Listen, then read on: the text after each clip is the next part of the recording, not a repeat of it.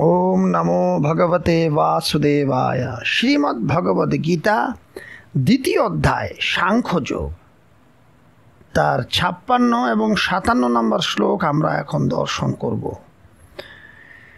স্থিতপ্রজ্ঞের বিষয়ে অর্জুন ৪টি কথা জিজ্ঞাসা করেছিলেন।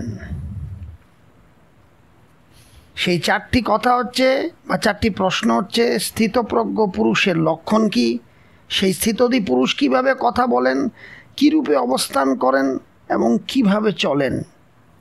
সেই প্রশ্নগুলির উত্তর দিতে গিয়ে ৫৫ নম্বর শ্লোকে আমরা দেখেছি ভগবান বলেছেন অর্জুনকে যে, হে অর্জুন, যোগী যখন মন থেকে সমস্ত কামনা সম্পূর্ণভাবে পরিত্যাগ করেন এবং আত্মা কর্তৃক আত্মাতেই সন্তুষ্ট থাকেন, তখন তাকে স্থিতপ্রজ্ঞ বলে। কিন্তু এই স্থিতপ্রজ্ঞ বিষয়ে অর্জুনের ৪টি কথা যে জিজ্ঞাসা করেছিলেন অর্জুন, তার মধ্যে প্রথম প্রশ্নটি এত ব্যাপক, মানে স্থিতপ্রজ্ঞ ব্যক্তির লক্ষণ কি, এই যে প্রথম প্রশ্ন এত ব্যাপক যে তার পরের ৩টি প্রশ্নে এর অন্তর্ভুক্ত হয়ে যায়। এই দৃষ্টিতে দেখলে অধ্যায়ের সমাপ্তি পর্যন্ত সেই একই প্রশ্নের উত্তর দেওয়া হয়েছে, কিন্তু অন্য ৩টি প্রশ্নের পার্থক্য বোঝানোর জন্য এবার ২টি শ্লোকে ৫৬ এবং ৫৭ এই ২টি শ্লোকে স্থিতপ্রজ্ঞ কি করেন এই দ্বিতীয় প্রশ্নের উত্তর দেওয়া হলো। দ্বিতীয় প্রশ্নের উত্তর বর্ণিত হয়েছে। আমরা দেখি শ্লোকগুলো।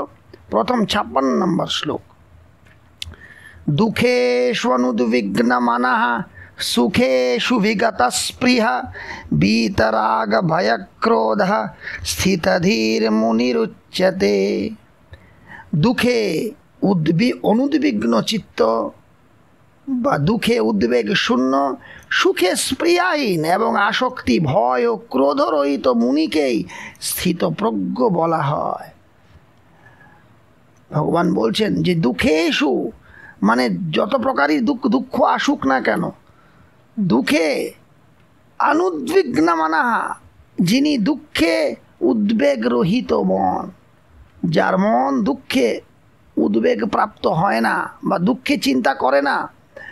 সুখে সুবিগত স্পৃহা বা সুখে স্পৃহা বর্জিত, যে একটা সুখ আসলো আরও সুখ চাই, এটা চাই ওটা চাই, এই ভাব নেই। দুঃখ এসেছে তিনি সমানভাবে বরণ করে নিচ্ছেন, সুখ এসেছে তিনি সেইভাবেই বরণ করে নিচ্ছেন। বীতরাগ ভয়ক্রোধঃ রাগ ভয় এবং ক্রোধবর্জিত মুনিহি, এই প্রকার মুনিকে, যার দুঃখে উদ্বেগ নেই, সুখে স্পৃহা নেই, যার অনুরাগ ভয় ক্রোধ নেই, এই প্রকার মুনিকে স্থির বুদ্ধিযুক্ত বলা হয়।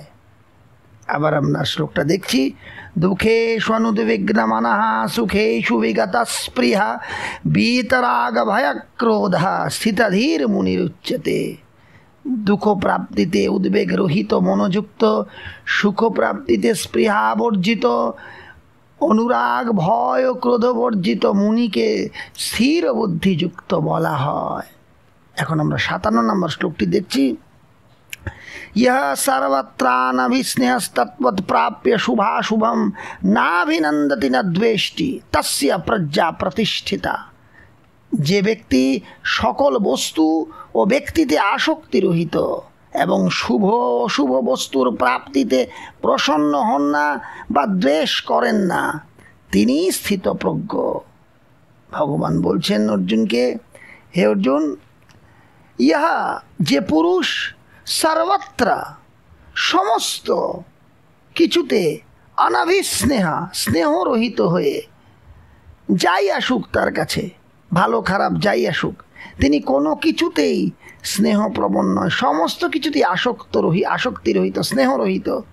তৎ সেই শুভাশুভম শুভ এবং অশুভ বস্তু সকল প্রাপ্য লাভ করে, না অভিনন্দতি প্রসন্ন হন না, না দ্বেষ্টি বা দ্বেষ করেন না, তস্য তার প্রজ্ঞা বুদ্ধি প্রতিষ্ঠিতা স্থির হয়।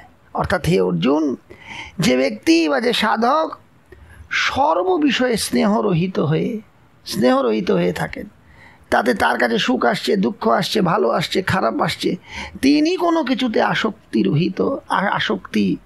করছেন না, তার কোনো কিছুতে আসক্তি নেই। তিনি জীবনটাকে যেন একটু দেখছেন, যা আসছে সেটাকেই বরণ করে নিচ্ছেন। ইহা সর্বত্রাণাবিস্নেহস, যিনি সব কিছুতে স্নেহরহিত হয়ে তৎবৎ সেই শুভাশুভম, শুভ অশুভ যা কিছুই প্রাপ্ত হচ্ছেন, তিনি তার কাছে আসছে, শুভাশুভ যা কিছুই প্রাপ্ত করছেন, না অভিনন্দতি, তিনি তাতে প্রসন্ন হন না বা দ্বেষও করেন না। যেরকম ভালো কিছু আসছে সেটাতে আনন্দিত হয়ে গেলেন, জীবনে কল্যাণময় কিছু আসলো সেটাতে আনন্দিত হয়ে গেলেন, আবার কোনো খারাপ কিছু আসলো সেটাতে তিনি হিংসা করছেন বা সেটা চাইছেন না, এমন না। যেরকম তিনি ভালোকেও বরণ করে নিচ্ছেন, সেরকম খারাপকেও বরণ করে নিচ্ছেন। যে সাধক, তার বুদ্ধি স্থির হয়, তস্যা প্রজ্ঞা প্রতিষ্ঠিতা, তার বুদ্ধি স্থির হয়। আবার আমরা এই শ্লোকটি দেখছি, ইয়া সর্বত্রাণাবিস্নেহস্তৎপৎ প্রাপ্য শুভাশুভম নাভিনন্দতি ন দ্বেষ্টি তস্যা প্রজ্ঞা প্রতিষ্ঠিতা। ইহ সর্বত্র অনভিস্নেহ তৎপৎ প্রাপ্য শুভাশুভম ন অভিনন্দতি ন দ্বেষ্টি তস্যা প্রজ্ঞা প্রতিষ্ঠিতা। যে ব্যক্তি সকল বস্তু এবং ব্যক্তিতে আসক্তি রহিত এবং শুভ অশুভ বস্তুর প্রাপ্তিতে প্রসন্ন হন না বা দ্বেষ করেন না, তিনি স্থিতপ্রজ্ঞ। হরে কৃষ্ণ।